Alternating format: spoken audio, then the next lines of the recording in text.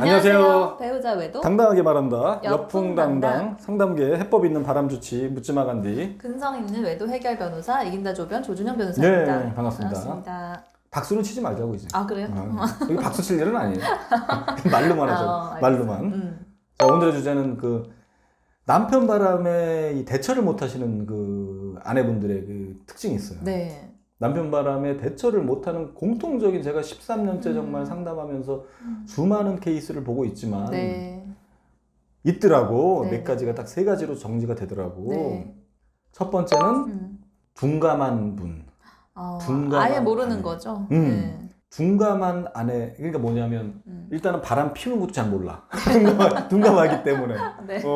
아니 자기 자신은 마음은 넉넉하고 마음은 편한데 둔감하기 때문에 바람 피우는 걸 모르고 바람 피우는 걸 알아도 뭔가 촉이 왔는데도 네. 또 이렇게 캐보지 않는 거? 뭐 캐려고 할 그런 것도 잘 모르고. 네네. 그래서 그런 분들이 보통 이제 좀 예민하고 촉 좋은 분들이, 좀 성격 급하고 그런 분들이 좀 시행착오는 겪지만 오히려 네. 대처하는 경우가 많고, 네네네. 둔감하신 분들이 오히려 이렇게 그냥 손을 놔버리는 경우가 굉장히 많아요. 그리고 바람에 나름대로 이제 뭐 상간자 소송도 걸고 막 쳐내는 과정에서 여러 가지 네. 쳐내고 이제 경고도 하고 이렇게 하고 나서 또 둔감하신 분들은 또 이 정도면 됐지 하고 안심을 하는 경우가 굉장히 많지.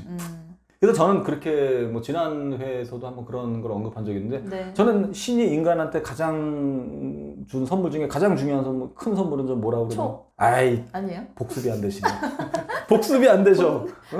그게 아니야. 위기 감지 능력? 아, 그래, 약간 비슷한 고통. 고통. 저는 신이 인간에게 준 선물 중에 가장 큰 선물은 저는 고통이라고 봅니다. 다른 사람들은 맞아요. 뭐 아니라 그러고 무슨 뭐 눈을 줬다. 뭐 그렇지, 눈을 볼 수 있게 해주고 뭐 혀를 줬다. 따뜻한 마음을 줬다. 에이, 됐어. 다 필요 없어.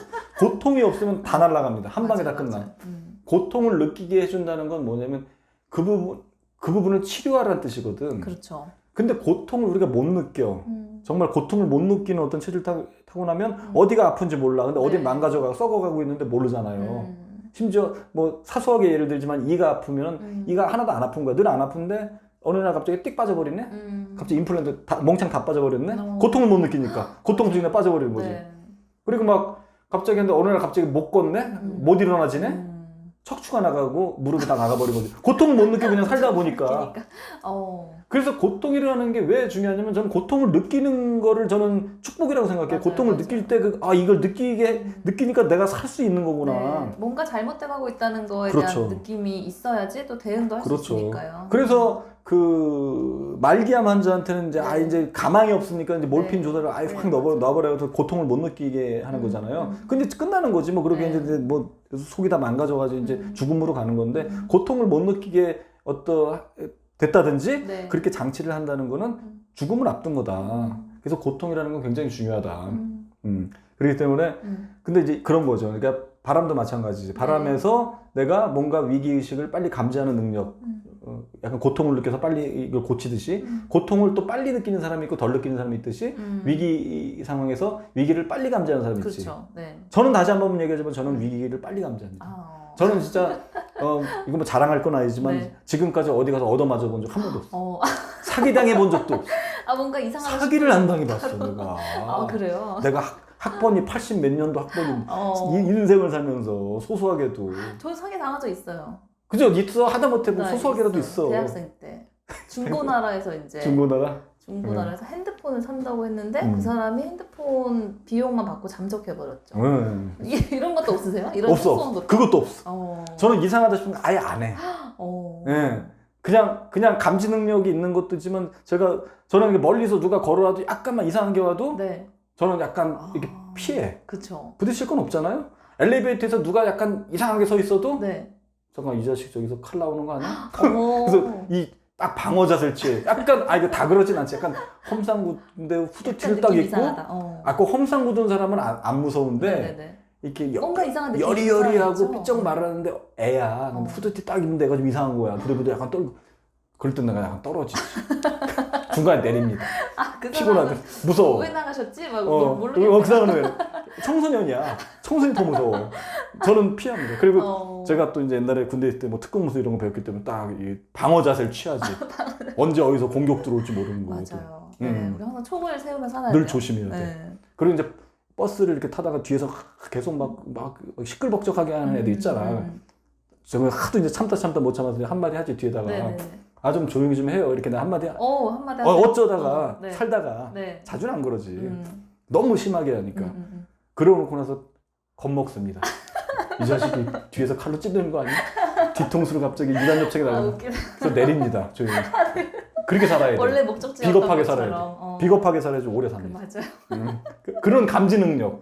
그게 필요하다는 거지 우리. 그럼 이 지금 아내분 둔감하다는 건 그럼. 고통을 못 느끼는, 그러니까 뭔가 촉이 촉이 없다는 없는 거지. 그죠? 발달하지가 못하는 네. 거죠. 그래서 둔감한 사람들이 직장 생활은 잘해. 옛날에 네. 뭐 일본에서 쓴 그 책이 있어. 그 둔감력이라고 하는 책이 있는데 베스트셀러인데 네. 둔감한 사람들이 직장 생활은 잘해요. 어지간히 상사가 이렇게 해도 그냥 견뎌내고 예민하지 않으니까 화도 덜 나고 네네네. 그러한 장점이 있는 반면에 또는 빨리 캐치하는 능력이 떨어진다. 근데 바람에 대해서는 둔감한 거는 결코 좋을 게 없다. 맞아요. 그래서 둔감하신 분들은 좀 가급적 촉을 세우시다. 네. 힘들게. 뭐 저처럼 이렇게 너무 그렇게 할 필요도 없지만. 근데 저는 그렇게 하니까 또 건강하잖아.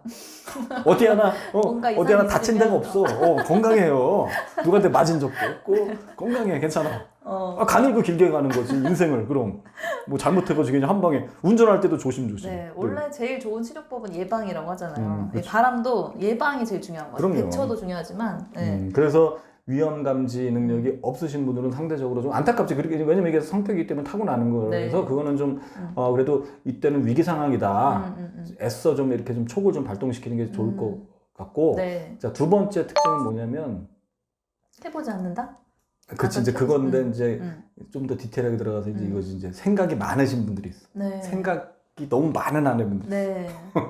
꼬리에 꼬리를 무는. 아, 그렇죠. 생각에 꼬리에 네. 꼬리를 물어서 일어나지 않을 일까지 다 맞아요. 계산해가지고 모든 상황에 대해서. 제가 다. 소송을 걸었을 때 그건 아마 조변님도 잘 아실 맞아요, 거예요, 그죠? 맞아요. 조변님도 네. 막 얘기, 변호사님 제가 소송을 또 걸게 되면 이렇게 나면 또 어떻게 할까요? 네. 그거 맞으시죠? 맞아요. 남편이 이혼 소송을 걸어와가지고 내가 재산을 갑자기 남편 재산을 다 빼돌리면 어떡하냐 뭐 이런 거 많이 물어보시고 아니면 남편이 갑자기 뭐 폭행을 하면 어떡하냐. 그렇죠. 네, 이런 것도 많이. 집 나가면 집 어떡하냐. 나가면 어떡하냐. 상황이 악화되고. 악화되면 어떡하냐. 나를 막 버리면 어떡하냐. 버리면 그러니까 일어나지 않은 일에 대해서 많이 생각. 이혼 소송 걸면 하시죠. 어떡하냐. 이혼 소송 걸 네. 확률도 거의 희박한데 그러니까 일어나지 않을 희박한 확률을 가지고 애써 그거를 맞아요. 가지고 끄집어내서 미리 걱정을 많이 하는 바람에 네. 뭔가 실행이 안 되는 맞아요. 거지. 네.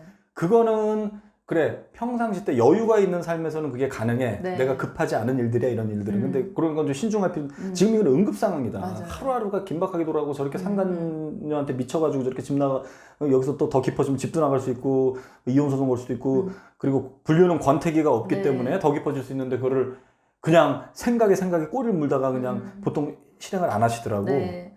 제가 항상 하는 말이 있는데 남편이 이제 소송 제기된 거 알면은 갑자기 막 폭행할까봐 무섭다 이런 분들한테는 꼭 물어봐요. 남편이 그런 폭행의 습성이 있으셨냐고, 그러니까 그렇죠. 자주 이렇게 폭행을 했냐. 그러면 아니라고 하시면 그렇죠. 그거는 갑자기 남편 돌변할 그럼. 가능성은 거의 없는 거거든요. 그렇죠. 사람이 지금까지 행동해 오지 않은 대로 갑자기 돌변하진 않으니까 그런 거는 걱정 안 하셔도 될 것 그렇죠. 같아요. 그리고 이런 경우도 많아요. 상간녀 소송을 걸면 그쪽에서 소장을 걸면 그쪽 남편이 알게 되면 우리 남편한테 우리 소송 남편이. 걸면 어떡하냐. 그렇죠, 그렇죠. 그래서 내가 아니 그쪽 남편 저기 직장 다니지 않습니까? 직장 다니는데 그 여자 전업주부래. 그럼 그 여자가 받지 보통은 그 남자가 받을 확률이 몇 프로나 될 것이며 그리고 그걸 받았는데 그 아내가 상간녀 소송 걸렸다는 걸 자기 남편한테 얘기하는 아내가 저도 그렇죠. 10년 동안 했지만 몇 프로나 될 것이며 그걸 또 알았어 그래 알았다 쳐 그쪽 남편이 그거 가지고 또 상간남 소송을 꼭 걸라는 보장이 맞아요. 있냐는 얘기. 네. 이게 이 확률 하면 정말 일어나지 않을 맞아요. 100% 중에 1% 한 미만이죠. 1% 미만의 확률을 가지고 그거 가지고 고민하는 거야. 근데 저는 그렇게 얘기하죠. 오히려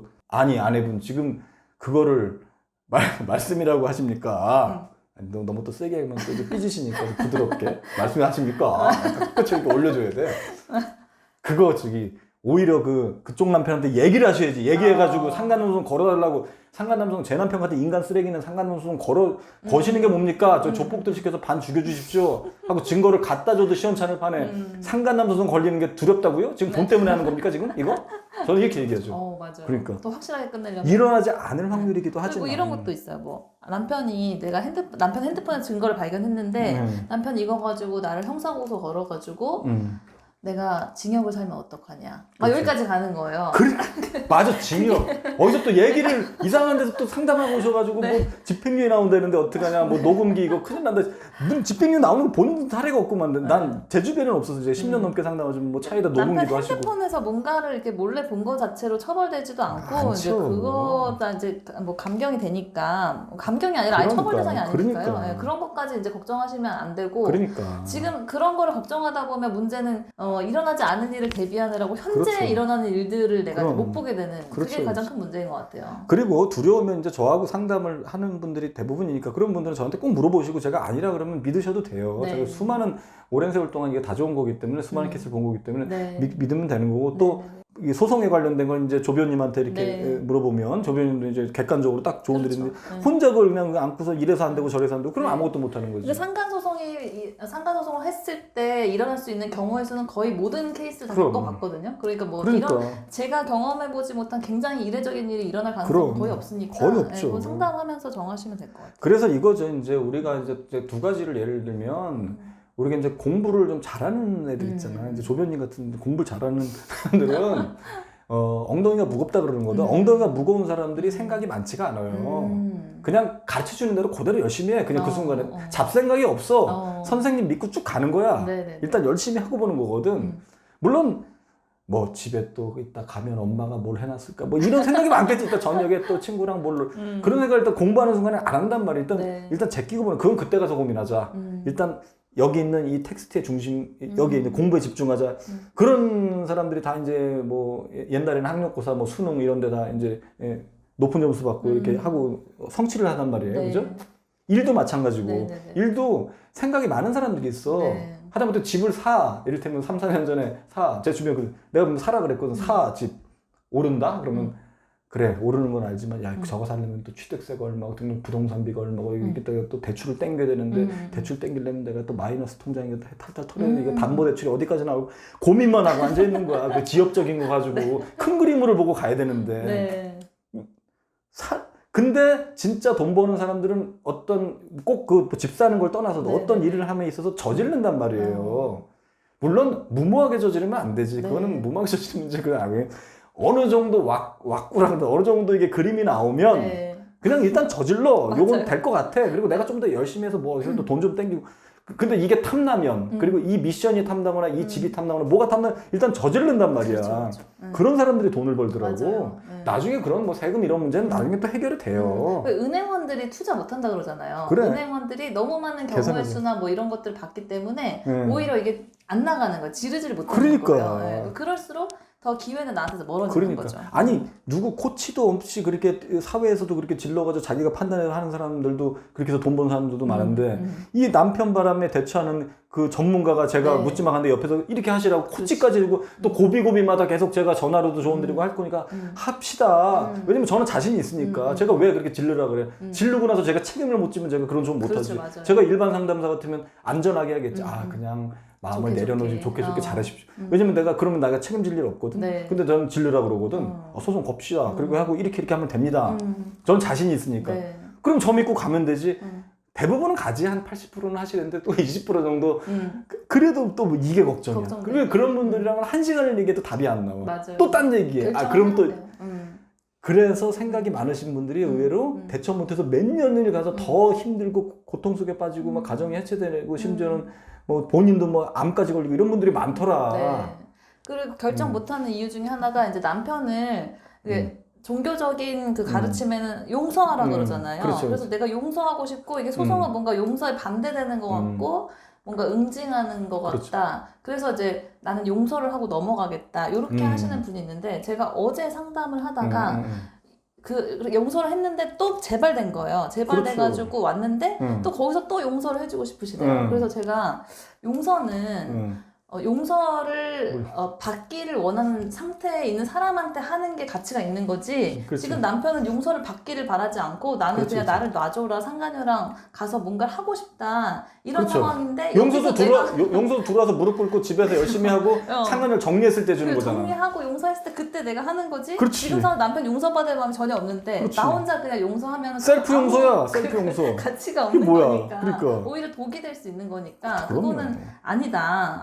아닌 것 같다라고 이제 말씀드렸거든요. 그러니까 그렇게 너무 섣부른 용서도 그러니까. 또 제대로 대처하지 못하는 원인이 되는 그건 거예요. 용서가 아니지. 이 사람이 빌고 들어와서 다 정리하고 들어왔는데 내가 용서할까 말까 할 때 하는 게 그쵸, 용서고, 그게 용서죠. 그거는 그야말로 그냥 포기한 거지. 그쵸. 포기한 거지. 그리고 왜 용서가 신의 영역이 왜 하나님, 그래 성경만 들어가도 왜 꼭 용서만 해? 하나님은 응징의 하나님이에요. 이건 이 방송을 듣고 있는 지금 목사님도 계실 거라. 목사님 신학을 깊숙이 공부하신 분들 맞아, 맞아. 하나님은 차별의 사람. 하나님이 그렇게 이렇게 널 다 좋아하지 않아. 하나님 얼마나 사람.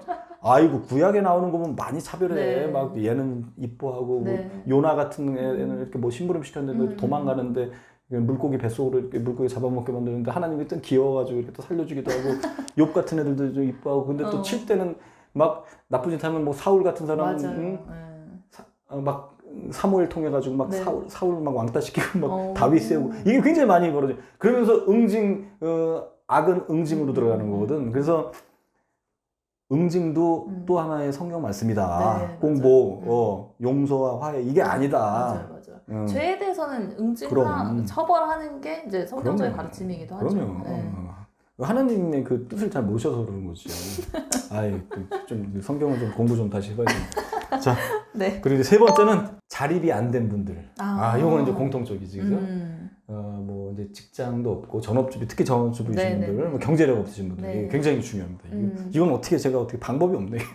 어떻게 자립을 하는 거를 자립을- 지금부터라도 준비를 하셔야 그래서 돼요. 자립은 제가 뭐 크게 조언 드릴 건 없고 그냥 네. 좀 준비를 좀 하셔라. 네네네. 아무래도 경제력이 있고 좀 직장이 있는 분들이 대처하기가 좋다. 그리고 당장 자립이 안 되면 좋아. 내가 당장 뭐 어디 취직도 없고 당장 돈이 없으면 일단 상간자 쳐내는 여러 프로세스에서 필요한 것들 예산을 좀 짜라. 그래서 그거는 좀 약간 어디서 좀 구해서라도 그렇죠. 저는 대처하는 게 맞다고 봐요. 네. 인생이 달린 일이고 나중에 상간녀 소송을 걸면 어차피 1,500, 2,000 정도 판결이 날 거니까 맞아.